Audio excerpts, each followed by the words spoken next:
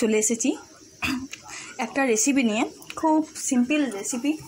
তো এটা মানে কেউ যদি মানে সিম্পলভাবে করতে চায় তাহলে এটা করতে পারবে, মানে তেমনভাবে কিছু উপকরণ লাগবে না তেমনভাবে। এই তো খুব সামান্য তেল দিয়েছি, খুব বেশি কিন্তু তেল লাগবে না, ঠিক আছে। তো এটা কচু দিয়ে করব। কচু কিন্তু অনেকেই পছন্দ করে। তো সামান্য তেল দিয়েছি, তেলটা গরম হতে দিয়েছি। তেলটা যদি গরম হয়ে যায় তখন কি দেবো সেটা দেখো। কিন্তু আগে থেকে বলে দিই, কচুটা কিন্তু সেদ্ধ করে রেখে দিয়েছি। খুব অল্প পরিমাণে কচু নিয়েছি, কেননা বেশি জন নেই বলে। আর পুঁই শাক নিয়েছি, পুঁই শাক কিন্তু দুবার ধুয়ে রেখে দিয়েছি। আর কচুটা সেদ্ধ করে জল ঝরিয়ে রেখে দিয়েছি। আর কাঁচা লঙ্কা একটুকু তেলের ওপর দিয়ে দেবো। বাপরে, বুঝতে পেরেছো?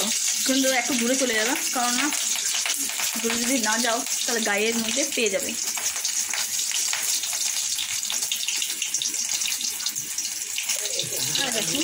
একটু সর্ষে, দেখো খুব সামান্য পরিমাণে সর্ষে দিয়ে দিলাম। সর্ষে দেওয়ার পর এই কচুগুলো দিয়ে দিলাম, ঠিক আছে। কচুগুলো দেওয়ার পর ভালোভাবে নাড়াচাড়া করে দিচ্ছি, ঠিক আছে। ভালোভাবে আঁচটা একটু কমিয়ে দিলাম, কেননা যদি পুড়ে যায় তাহলে অসুবিধা হয়ে যাবে। ভালোভাবে নাড়াচাড়া করে দিচ্ছি।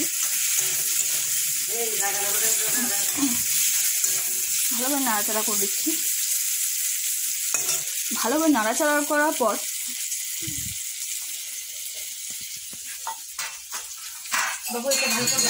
একটু আমি হাতটা ধুয়ে নিলাম, কেন দেখো একটু হলুদ দিয়ে দিয়েছি, সামান্য পরিমাণে হলুদ দিয়ে দিয়েছি। নুনটা কিন্তু ভুলে দিও না, নুন ছাড়া কোনো নুন ভুলে গেলে ব্যাস হয়ে গেল, নুন ছাড়া কিছু হয় না। এই তো সামান্য পরিমাণে, দেখো খুব সামান্য পরিমাণে নুন দিয়ে দিলাম। নুন দিয়ে দিয়েছি, লাড়াচাড়া করতে হবে, ভালোভাবে লাড়াচাড়া করতে একটু নেড়ে নিয়ে পরে করে নিতে হবে। তারপরে এই যে আমি বললাম যে আমি পুঁই শাকটা ধুয়ে রেখেছি, এই দেখো পুঁই শাকটা দিয়ে দিতে হবে। পুঁই শাকটা দেওয়ার পর ভালোভাবে নাড়াচাড়া করে নিতে হবে।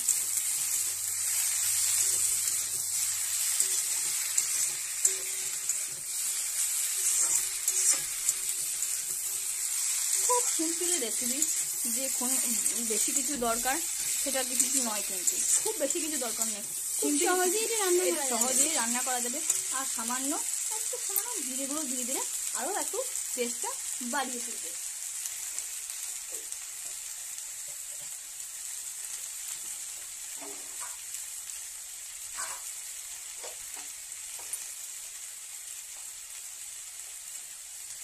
দেখতে পাচ্ছ সামান্য পরিমাণে একটু দিয়ে দিচ্ছি, খুব সামান্যই দেবো, কেননা বেশি প্রয়োজন নেই।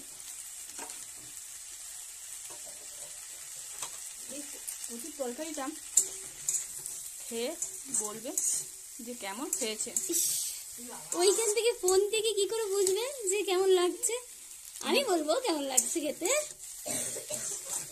তো হঠাৎ কিন্তু আমার ওই দিয়ে কচুর তরকারি খেতে কিন্তু মানে খুব ভালো লাগলো, মানে করতে, যে এই কারণে হঠাৎ করে ইচ্ছা হয়েছে। এই কারণে আমাদের ঠাকুর মন্দিরে যখন আমাদের দুর্গাপুজো হয় তখন কিন্তু কচু দিয়ে পুঁই শাক দিয়ে কিন্তু একটা আমাদের রেসিপি হয়, ঠিক আছে। নবমীর দিন ওটা মাস্ট, মানে কিছু হোক না হোক ওটা হবেই আর কি।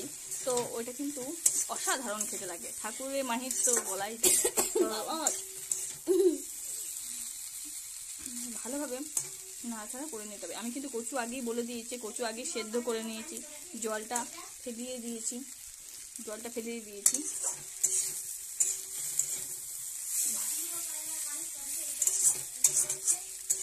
তো এখন আমি এমনিটা খুব বেশি কচু খেতে ভালো লাগে না আমার, কিন্তু এই নবমীর দিনের কচুটা কিন্তু সত্যি অসাধারণ হয়, আলাদাই টেস্ট হয়। তো আজকে দেখি কেমন লাগছে। পায়েলের রেসিপি মানেই তো দারুণ রেসিপি। ও নিজে রান্না করছে, নিজের প্রশংসা করছে। এই তো সামান্য পরিমাণে একটু জল দিয়ে দিলাম, কিন্তু এই জলটা কিন্তু থাকবে না, এই জলটা কিন্তু এটা একটু সেদ্ধ হওয়ার পর, মানে কচু তো সেদ্ধ হয়ে গেছে, পুঁই শাকটার জন্য একটু জলটা দেওয়া, যে পুঁই শাকটা যদি যেন একদম ভালোভাবে সেদ্ধ হয়ে যায় আর কচুর সাথে যেন ভালোভাবে মিশে যায়। তো ওই জন্য দিয়েছি এটা, এই জলটা সামান্য, কিন্তু একবারে যখন আমি নামাবো তখন কিন্তু একবারে জলটা মরে যাবে। আর কি কি দিয়েছি সেটা তো আমি বলেই দিলাম, আরও একবার বলে দিচ্ছি। তো প্রথমে তেল দিয়েছি, কাঁচা লঙ্কা দিয়েছি, গোটা জিরে দিয়ে সর্ষে দিয়েছি ফোড়ন, তারপরে কচুগুলো দিয়েছি। কচু দেওয়ার পর ভালোভাবে নাড়াচাড়া করেছি, হলুদ নুন দিয়ে দিয়েছি।